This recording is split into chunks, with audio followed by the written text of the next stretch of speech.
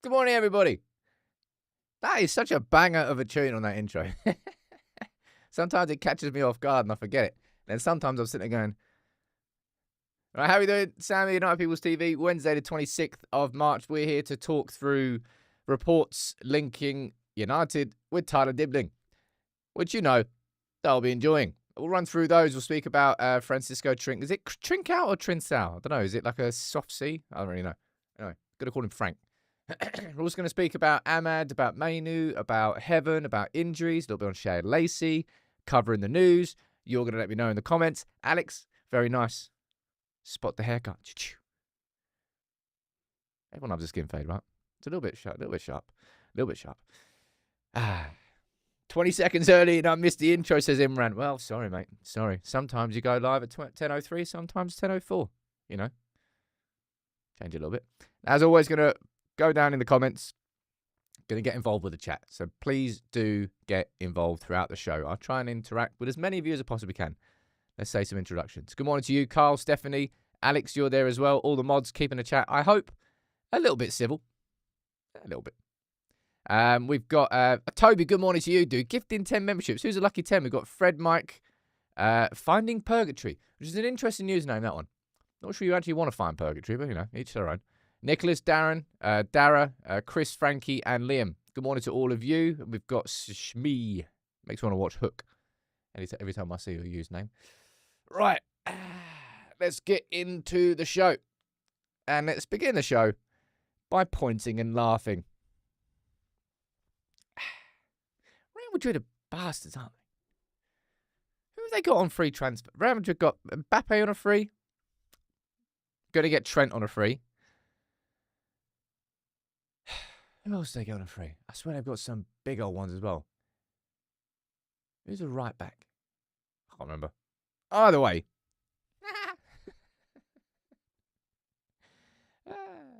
I've already seen videos flying around of Scousers burning Trent shirts. I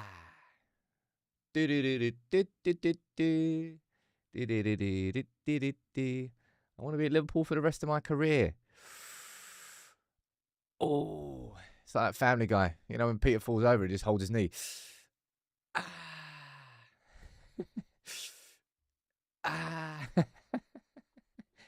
Rudiger, there you go. Alaba, that's the one I was trying to remember. Alaba, they got Alaba on free as well.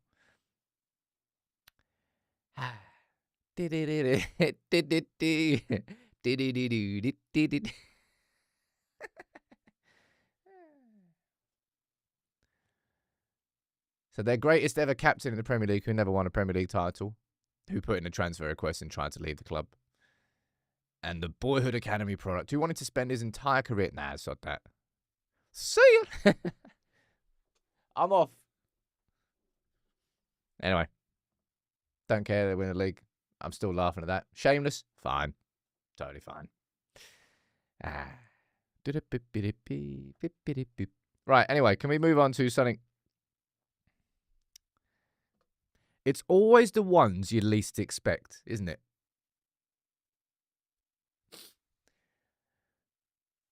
I think what terrifies me the most about just kind of standing on the sidelines and watching this unfold, not just on Twitter, but just in a reaction to that, is how many people listen to people like Joey Barton.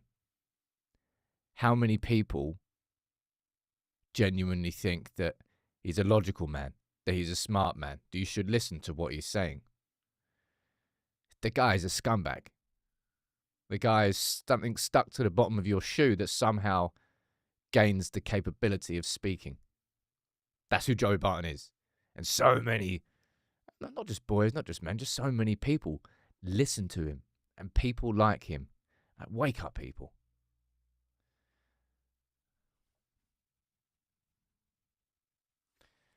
Proper scumbag. Hope somebody kicks him in the face. What a shame that would be. Yeah, he's always the ones you least expect.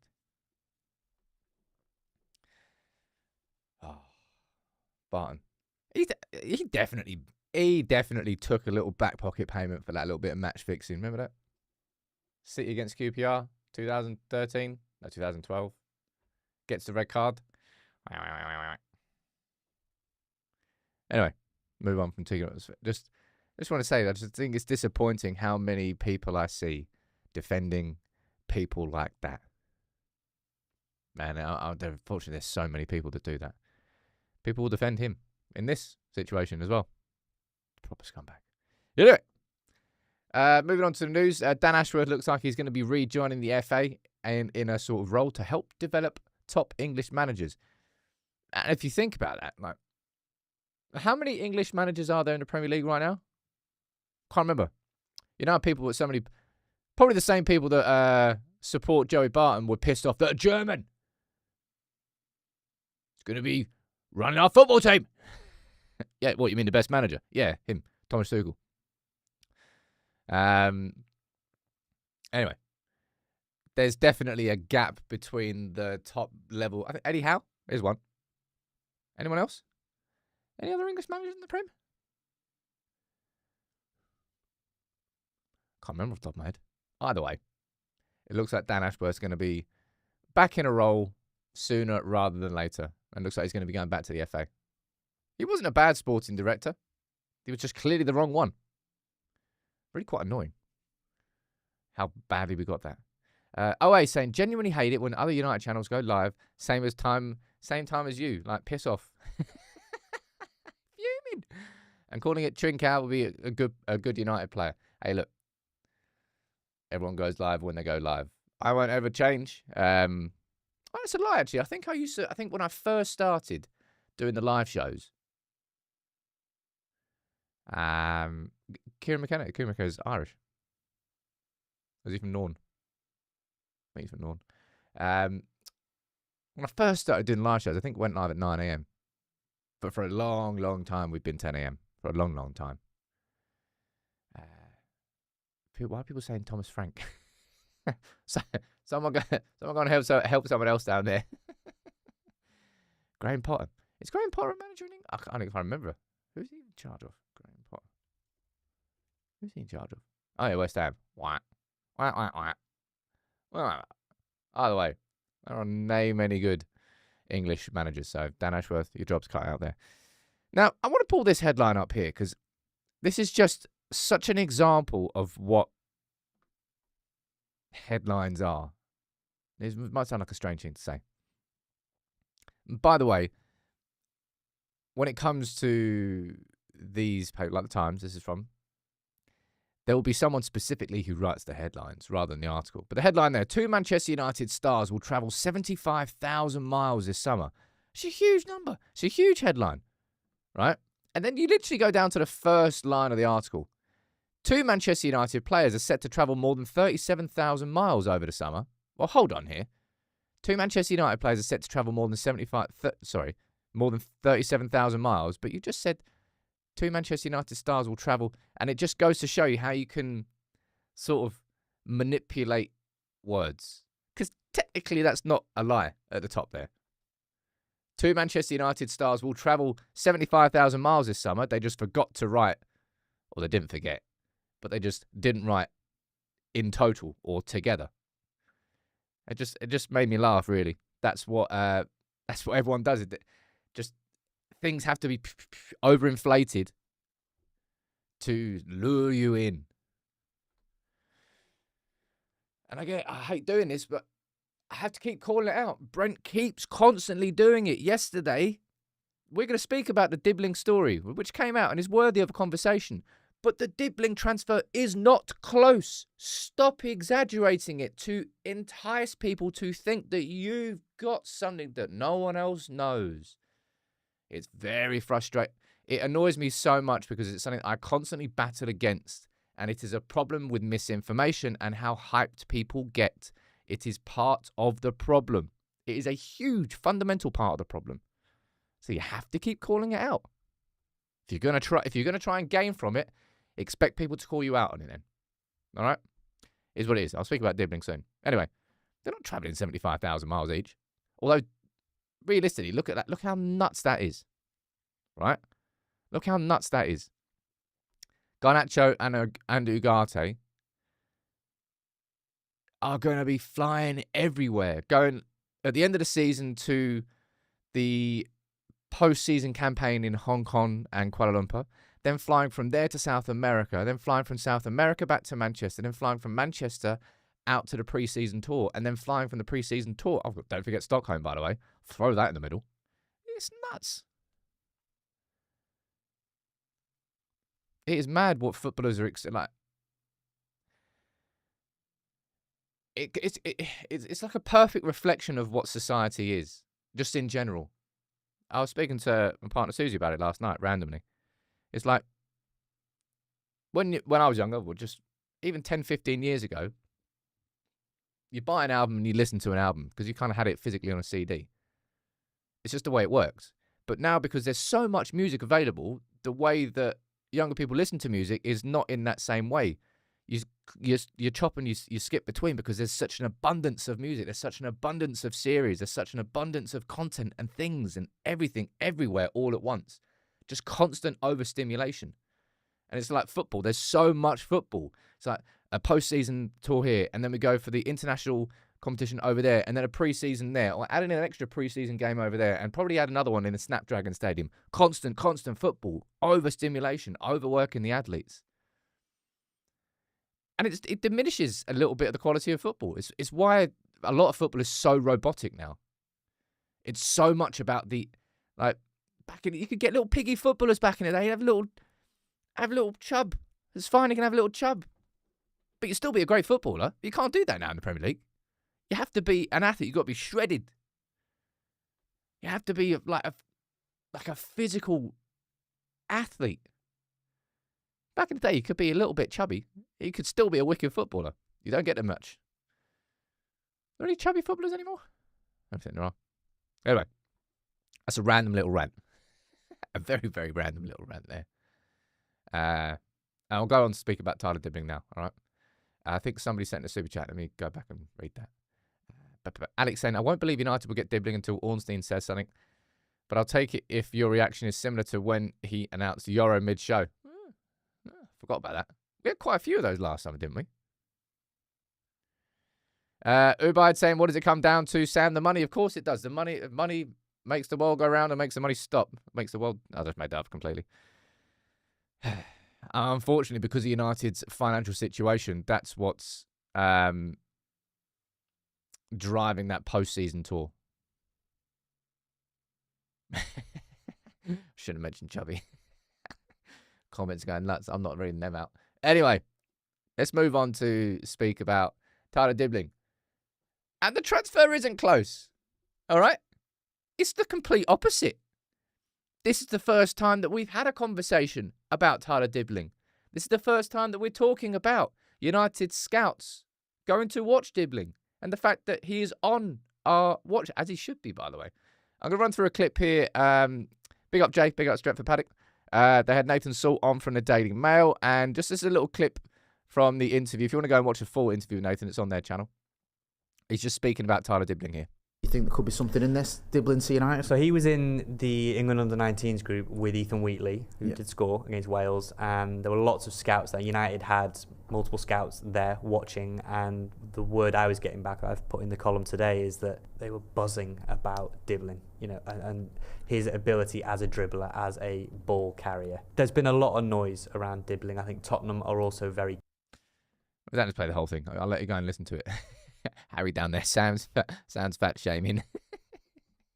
Am I? Bring back chubby footballers, man. Come on. Little piggy footballers. Big up Ball Street. Don't know why I remember that in Ball Street, but I do. That's Nathan Salt speaking about Tyler Dibling. And following on from that, there was an article that went out in the Daily Mail yesterday speaking about Dibling. And this is what it suggested, right? He said that United scouts were at Bangor City,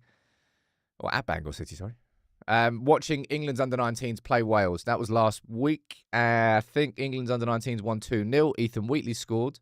Was it Ethan Wheatley scored?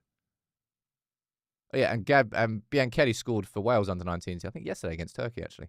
But anyway, Tyler Dibling was playing, and this is what we're suggesting. Confidential understands that 14 Premier League clubs, led by United, Spurs, Liverpool and City, have inquired about him.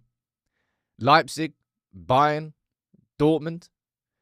And the suggestion is that Jason Wilcox is going to be a bit of a trump card.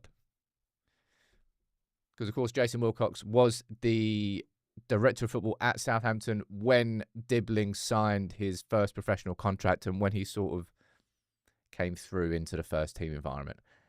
I don't know whether that's going to be a trump card or not. I have no idea how close the relationship was, but there's an in there. There's an in that you can make something of. And it comes as no surprise. And I've already said it yesterday. I don't need to have a full-on conversation about Tyler Dibling and why I think he'd be a good signing for United. I'll save that conversation. I'm tempted to do a lunchtime video on it. But I might not. We'll see. Oh, which reminds me. Oh, piece of candy. For some reason I'm quoting Family Guy today. I don't know why. I just wanted to pull something up, which is coming out later. Let me quick show you here. 6 p.m. tonight, 7 p.m. I haven't quite decided. 6 p.m. or 7 p.m. tonight. Check out. Make sure you keep an eye out on Twitter because we'll let you know what time. But this is coming out tonight. And I tell you what, this is going to be a really good one. It is a good one. It's a video dedicated to Andy Cole, somebody who's so... And I've honestly never understood it as a United fan. Obviously, I've got red-tinted specs on. But it's kind of mind-boggling how much Andy Cole is just overlooked as one of the top strikers to have played in the Premier League. There's never a conversation about Cole in the same way that people talk about Shearer or Henry or Rooney or Aguero or anybody else who's towards the top of that goal scorer list. So it's a video sort of arguing the case for Cole. All right.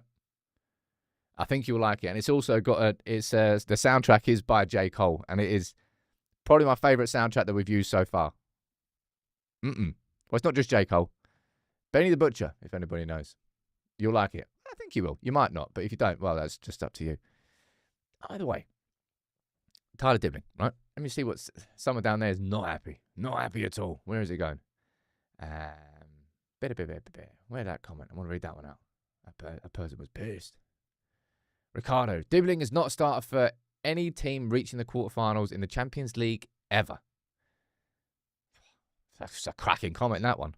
I'm glad you can make such an accurate assumption for a player who's 19 and is currently playing for Southampton who are getting relegated right now. Well, I'll open it up again. As at last, I don't know, just for a couple of minutes, before we speak about Francisco Trincao. Are you as excited about the idea of Dibling as I am? I think it's probably the money. I think it's probably the money as to the reason why people are like, not sure about that. And I can kind of understand that. Because there is going to be a big old tax on him. I think you're probably looking at about 40 million. It depends what United could do. I don't know. United Ultra saying we need more experience up front. Yeah, I think we do, but we're not looking at a striker here. We're looking at one of the inside forwards and potentially one of the wing-back options as well. Yeah, Ryan, that track is amazing. Everybody, just watch that Andy Cole video just for the intro, right? Just for the intro. And you don't want him because he's going to be overpriced. I think the price will probably be one of the biggest, most important points when it comes to him.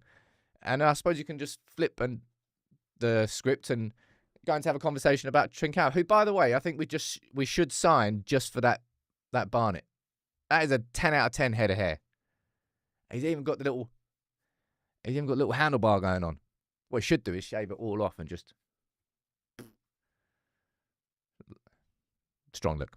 Very strong look. Anyway, these links were so easy, really, weren't they? After the week that he's had, scoring 2 goals for Portugal, coming off the bench. I think it was Simon Mullock in the Mirror. I think literally the day after. Immediately getting linked with Trincao, who, of course, played under Amorim at Sporting, who, of course, can be one of those inside forwards. and probably will be on that list. And maybe that list will include, like, look, right, so we did 2 videos last week looking at right wing back options from inside the academy or inside the club and who we could sign. We'll do the exact same for the inside forward position. Not yet. We'll hold back on that one. But we'll probably do the same for the inside forward position. We'll do the same from a central midfield position. Centre-back, I mean, you could potentially do, I suppose, you could, up front, you already know the options because Chidowobi is in the first team. So there's not really much point doing that because I don't think that Bianchetti is going to be looked at I don't think there's going to be any other younger striker options who are looked at for next season. It has to be someone being brought in and experience. But you got Daily Mail suggesting that he is an option for United, and I think, of course, he is an option for United. Hair gel sales going up. Look at that. Anyone remember me at primary school? Lynx Africa. You know that gel that made your hair hard? I had a horrendous quiff. But rock solid quiff. Reeking of Lynx Africa. Maybe even nicked some of my dad's dupe. Actually, dupe was the first aftershave I've ever had. My granddad gave it to me. I thought I was a big don going into like school discos. You want to dance? Do you want to get off me? Anyway. Yeah, that tash is a strong tash. If I tried to go tash like that, it would look bad. Let me see what you're saying in the comments, all right? 21 is coming saying, I don't know, but our track record makes me scared to sign anyone on big money, even if they are exciting. Yeah, is there a club that has a worse hit rate than United when it comes to like 50 mil plus signings? I mean, maybe. Liverpool made some spectacular failures. Chelsea, I think probably by sheer just quantity would be up there. But United are pretty awful. Anyway, this lab will obviously be an option, right? I don't know whether it was Brill Cream I had. I ended up shifting onto Daz. Dax? Daz. Isn't that the stuff that clean... Daz whites. No, I did not put that in my hair. Is it Dax? The red Dax, the little hair wax. That lasted for about 3 years. Anyway, I digress. I'm really getting distracted here today. It's good fun.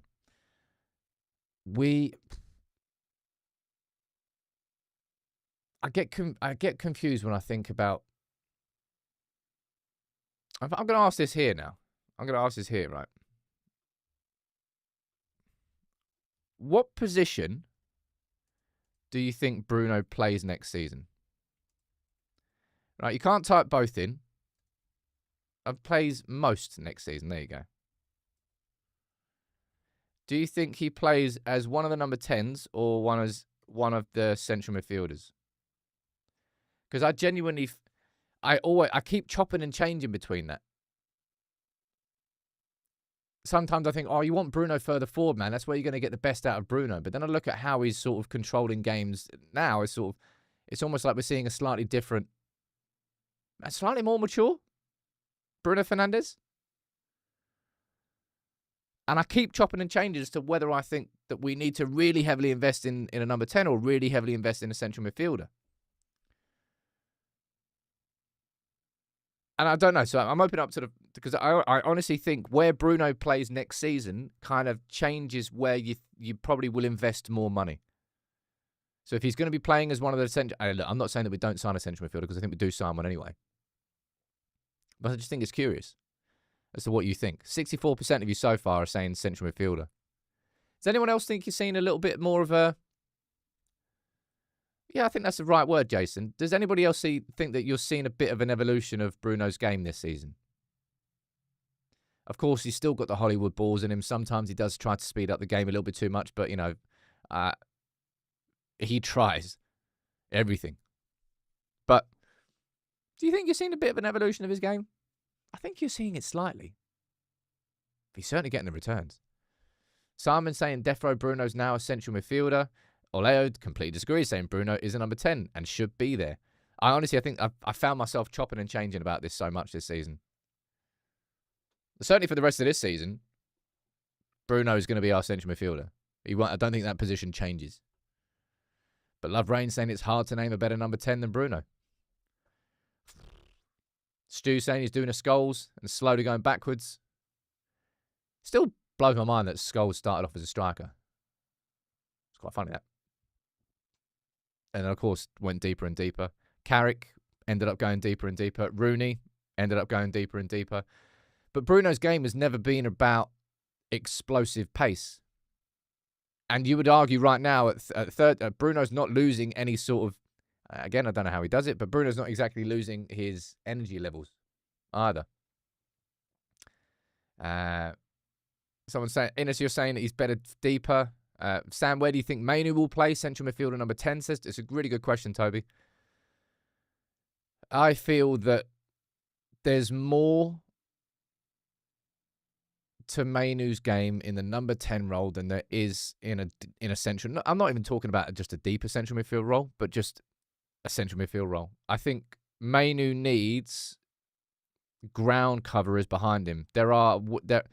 Mainoo doesn't have that explosive pace that number 10s do, but like from a technical perspective in tight situations and then creativity, there's so much more you can get out of Mainoo. So I think you need to take as much of the out of possession responsibilities away from Mainoo that are behind him. You know, the stuff that's going to drag you backwards, having to run into space, covering when the opposition breaks away. Then that's where you're going to get the weaknesses of Mainoo. But when you have possession, when you have a team that controls the ball, right? When you have a team that dominates, Mainoo's going to flourish. Because you don't have to worry so much about sure, there's going to be transitions, but then you're going to have your central midfielders that are going to be covering. Mainoo's a number 10. Definitely number 10. So in that sense, you're going to play Bruno deeper. I don't know. 400 votes in, and 67% of you are saying Bruno central midfield next season. It's an interesting one. Because I think maybe it doesn't. Maybe it has absolutely no bearing on how we invest in the number 10 role or the central midfield role.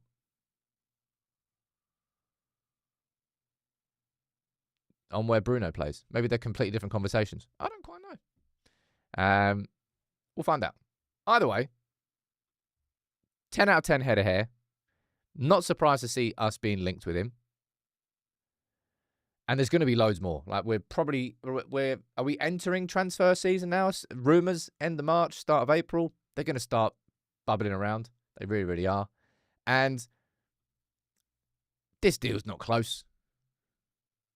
It's such a massive sensationalization. Yeah, it's just not. We're scouting him, just like tons of other clubs are. I personally want us to make a move for him. I've made my opinion clear on that. Not everyone agrees. I can understand that. James saying, Sam, we need you to show a photo of a younger Sam at school on Friday with a map. I can't tell you how butt ugly I was. I got better with age. All right, I got better with age.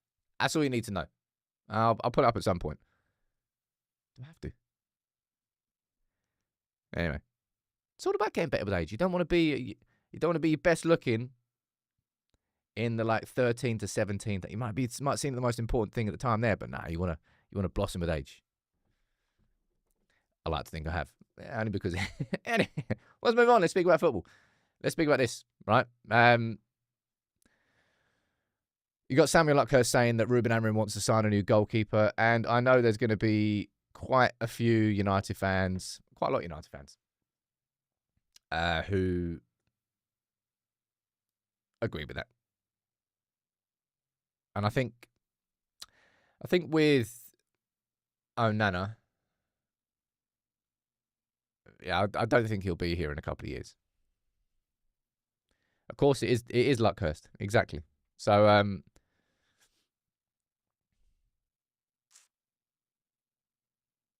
Onana's probably going to be one of the most confusing.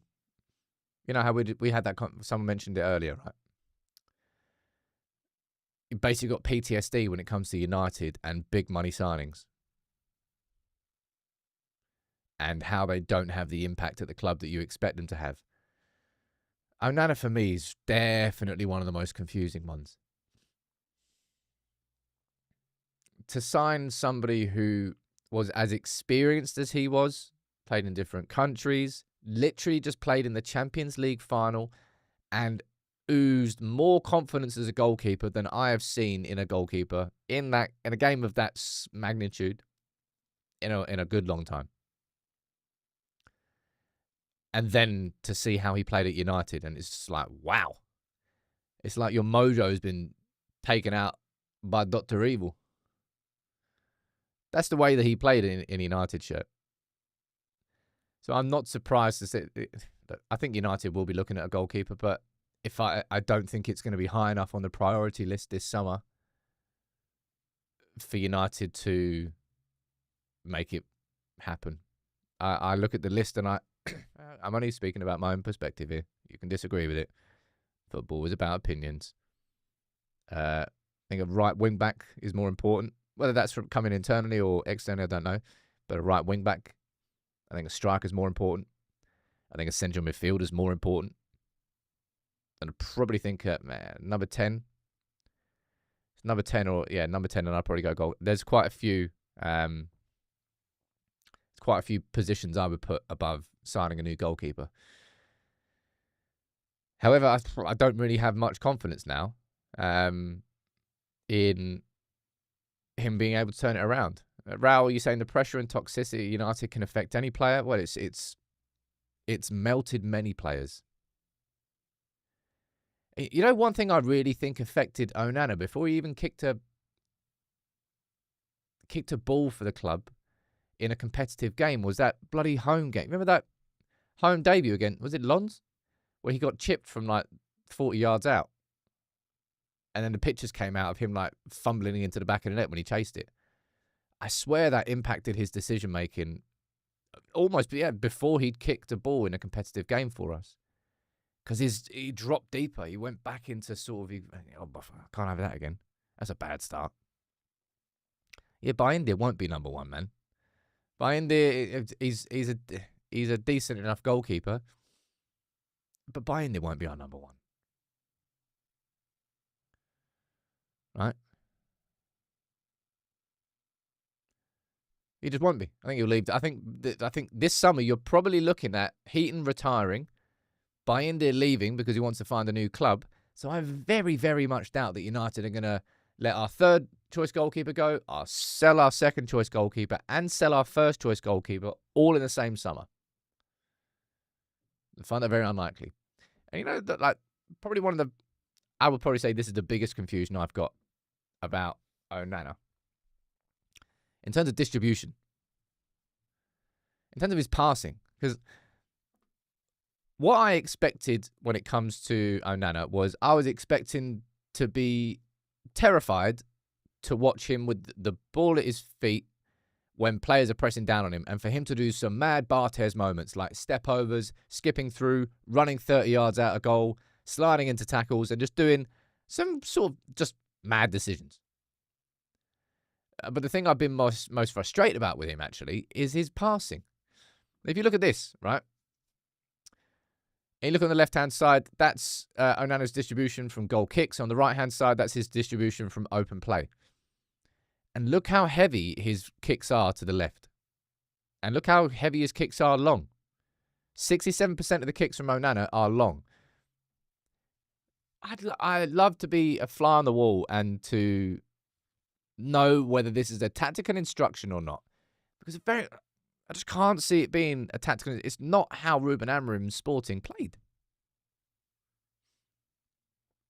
It's just not. But when you watch Man United play out from the back with the ball, I can tell you the exact pattern that keeps getting repeated the most. We're such a left-heavy team. We have been a left-heavy team all season. There's your proof in terms of the numbers from the goal kicks. But it goes to like, I don't know, say for example, Aiden Heaven's playing left and then Delow's playing left wing back. No, don't matter. It goes to Heaven. It goes across to Maguire. It goes back to Onana. It goes to Heaven. He turns. He gives it to Delow, who then gets squeezed. And then Delow will either probably just kind of do a first-time ball over the top to try and get it to a winger who probably won't get it. Or he'll pass it back to Heaven, pass it back to Onana, who then goes long down to the left, and then it kind of comes back to us. It's just... we still haven't figured out the formula of playing out from the back with the ball. And that's a big reason why I'll speak about Aiden Heaven a little bit now. It's a big reason why I've enjoyed watching Aiden Heaven, because when he's been pressed, and this is something we haven't really seen too often from these wide centre-backs, when he's been pressed, he's given like a fakie. He's done a little body shimmy, put his weight the other way, and just skipped past that player. And as soon as you skip past that first player in the press, the pitch opens up. And then you play out from the back. But you have to beat that first press. You have to have either the quality to play around those attacking presses, or the confidence to just take it and dribble past it. Which, of course, if you're a centre-back and you get that wrong, could invariably lead to a goal. But when you do it, and that's what Aiden Heaven did, it looks good. Makes a big difference. Let me go read some of your comments out here. Any percentages for the ball going straight out? That's happened way too often. I'm not sure about what the buyback is on Matej Kovar. Is he Leverkusen's number 1 now? I can't remember. Had a bit of a fumble in the Champions League, though, didn't he? Cunha is a left 10, Dibling is a right 10. We will get them for cheap. Wow. Cunha, I think his release clause is confirmed at 60 million. Dibling, given the interest there's going to be, probably looking at about 40. Yeah, it just staggers me how we still haven't found a way of playing out from the back with the ball. Considering we had Erik ten Hag for 2 years, and we're now what? I don't know, half a season into Ruben Amorim. That's like, how we still can't play out from the back with the ball? Mad. Yeah, it's frustrating, Christian. I think you're probably right there. I think partly it's to do with the way that we play out from the back with the ball, because what you typically see is the wide centre-backs dropping, and one of the central midfielders dropping in to become that third man in the middle, whilst the 2 wing-backs stay a little bit higher up the pitch. But that midfielder who's dropping in to become like almost a third centre-back is Ugarte, who can't really be that dictating tempo player, and Bruno, who's far better at not receiving the ball first. It's frustrating, man. But yeah, personal prediction, I don't think Onana will be replaced this summer. I think Heaton's going to be retiring. I think Binder's going to be sold and replaced. And if the conversation about Onana is correct, I think that's going to be a conversation for next summer. And that's just a prediction. Let's find out. Yeah, Jonathan, we don't have very many technical players who are good in tight spaces. And that's why Aiden Heaven, for me, has stood out. Speaking of Aiden Heaven, the suggestion here, again, is that he's going to be not available against Nottingham Forest, but he's not ruled out, all right? So we thought that Aiden Heaven's going to be missing for the season when we saw him being stretchered off against Leicester.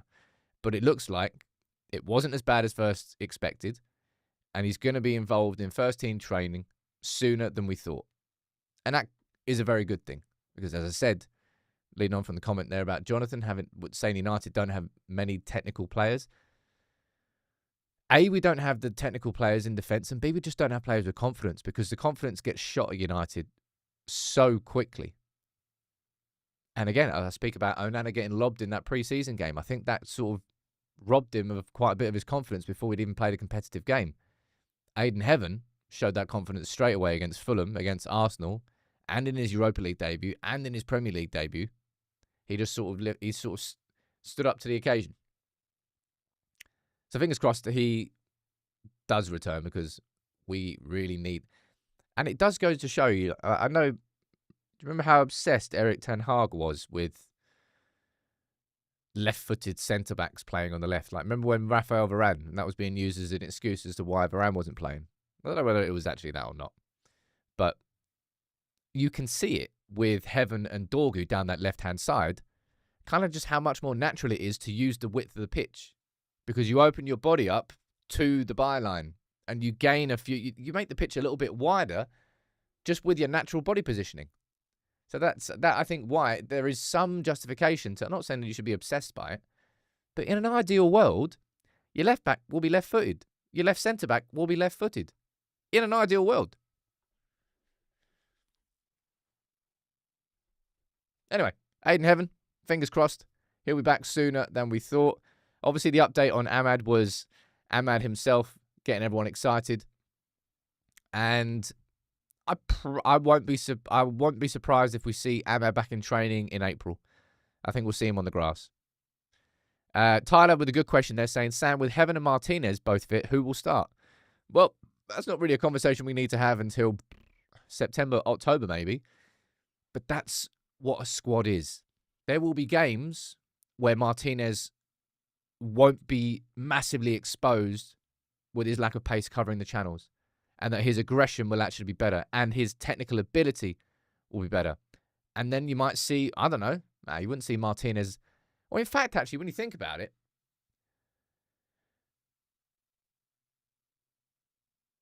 when you think about the central positions, right? The centre-back positions for United. Left centre-back, central centre-back, and right centre-back. If you're going to choose one of those positions that you'd love to be a really good progressor of the ball, you probably choose the central centre-back. Because that's going to be the one that the two wide centre-backs drop wide. The central centre-back kind of steps up into midfield a little bit to kind of be a little bit of the progressor of the ball. That kind of would be Martinez. When you think about it, Martinez, that would suit him. I've no idea. The point here is that United need options. Every single position needs two players. I'm looking left centre-back. All right, cool. Martinez and Heaven. Great options. Right centre-back. Yoro and Mazraoui. Good options. You've obviously got Kukonki, who... Well, I think United are just managing when he comes through. And then central centre-back right now, you've got De Ligt and Maguire. And neither of those two can really play that technical central centre-back stepping up into midfield, being that tempo setter, can they? It's not really part of their games. So you can kind of see when you speak like that why United still struggle playing out from the back with the ball. And maybe that role would suit Martinez more. Or arguably even Yoro. Don't know. We'll find out. I have no idea who's going to be playing next season because that's next season. But Mainoo, suggestion is that Mainoo is going to be back in training. Mainoo's been missing since when? I think it's just a whole last set of fixtures. I can't remember what game he came back. I think he's missed like 4 to 6 weeks. Don't know. Can't remember. Either way. Look, Piccolo saying the central centre-back role won't suit Martinez because of the amount of aerial duels you have to witness. There's going to be pros, there's going to be cons. There's pros to De Ligt, there's cons to De Ligt. There's pros to Maguire, there's cons to Maguire. There's pros to Martinez, there's cons to Martinez. There are no perfect central centre-back options at the club. I think that's quite, maybe not perfect, but you can see the profiles of the wide centre-backs being built a bit more. That central centre-back, there'll be certain games where Maguire's better, certain games where De Ligt is better, maybe some games where Martinez could suit there, maybe some games where Yoro, don't know. There is no perfect option there. But it'll be good to get Mainoo back in the squad. And I'll be interested to see how much he plays between now and the end of the season. Garnacho's played a lot in that left inside forward position. Finally broke the duck against Leicester, as did Højlund. But Mason Mount, he's involved. And Mason Mount... Mason Mount would be ideal as one of the inside forwards if he was fit. But there's your big caveat. If he was fit, which he has not been for a long-ass time, you can't really put any belief or confidence in Mount being fit. But if he is, Mount would be a good option. Giannis, you're saying Martinez is definitely a wide centre-back. Yeah, I think on paper he probably is. But just speaking about options. Right? Last couple of minutes of the show. Any questions? Fire them in. Right? I'm all ears. But I hope this one comes through. I've made that clear. I'll do like an opinion video on him when the timing is right. Maybe that timing is right at lunchtime today. We'll find out what's going on down there.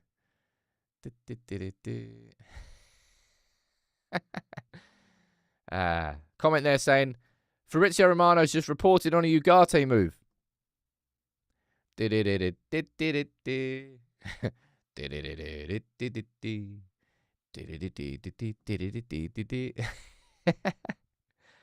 Classic Manuel Ugarte. It's like a regen in what's it called? Football Manager. Jeez. No, there's no move for Ugarte. Ugarte, though. He's on the move, so watch out for that. Sam, would you move Mount on this summer? If United got a big enough bid, I absolutely would, yeah. I would. But I don't think we will. I think if United got the right bids for Mount, they'd sell him. The same, I think, will go for Garnacho. That's just what my instinct is telling me. I think the club will love to move on Shaw and Casemiro and Rashford and Anthony and Sancho. There's a lot. There's a lot of players that need to be leaving. I already did the video yesterday on sort of 10. It's not hard to see 10 possible departures, right? Yeah, there's some Olympiacos lads that we are scouting. I've seen that as well. John saying, what if a massive Bruno bid came in? Look, if a bid in the same category as Coutinho to Barca, maybe, I think United, simply because of the financial position of the football club, would not be able to just reject it out of hand. I think it would force a conversation and a sit down. I don't think it would be accepted, but I don't think United would be in a position to just sit there and go, no, we can't possibly have a conversation about this. I think the same pretty much goes for any player in our football club. It really does. Pretty much any player. And the same thing exists for every club. Remember this, right? Somebody comes in and offers 300 million for Haaland. City aren't just going to go, nah. They're going to go, oh, all right, well, let's have a conversation. Probably will end up in a no, but if anybody comes in with mad enough bids, club boards will sit down to discuss them. Don't think it will come, and I don't want it to be sold. Do you think we should be looking at Semenyo? I think Semenyo is going to be more than 40 mil, personally. I don't know. Are there any experienced goalkeepers that are free agents this summer? I don't know. But fun fact is that one of the best free signings that Ruben Amorim made in his first summer for Sporting was an experienced free agent goalkeeper who made a big difference for them. Fun fact. But you all know that because you've watched that video about Amorim's first season at Sporting, haven't you? Do you reckon that Nene Dorgele's links in January will carry over? I mean, maybe. That might have just been United doing some initial groundwork on different options. Because Chris Ravel he's doing plenty of work behind the scenes. Sometimes it might come into sort of public knowledge, and sometimes you might have conversations about players that we are scouting and others. I don't know. Zion Suzuki's not an experienced goalkeeper, is he? We were going to sign him, but he said, I appreciate the interest, but I need first-team football. You can't guarantee me that at United. I'm going to go to Belgium. Nailed it in Belgium, earned a move to Parma, and has been walloping it at Parma. People aren't still talking about De Gea, are they? Really? I feel sorry for you then. If you, again, that's just, people just like getting, it's so much easier to just get angry and shout about things, and De Gea's not a solution. And United was still correct to, this is something that always annoys me when people talk about De Gea and Onana, right?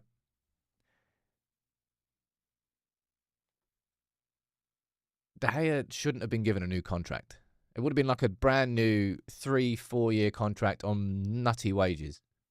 That shouldn't have been done. So he needed to leave. Ramsdale's going to be a free transfer.